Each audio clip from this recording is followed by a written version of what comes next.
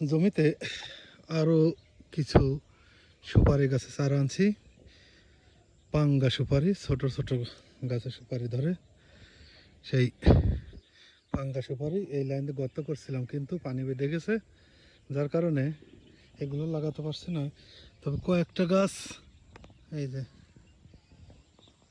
কয়েকটা গাছ লাগিয়েছি, যে গাছগুলো একেবারে ছোট গাছে সুপারি ধরে, বছরে 2বার।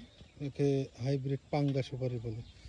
আর এখানে কিছু দেশি সুপারি গাছ, এগুলো হচ্ছে দেশি সুপারি গাছ লাগিয়েছি। আরও লাগাবো, মোট 15টা চারা নিয়ে আসছি। এই যে একটা গাছগুলো হচ্ছে খাটো জাতের, ছোট ছোট গাছে সুপারি ধরে, এদেরকে বলা হচ্ছে পাঙ্গা সুপারি।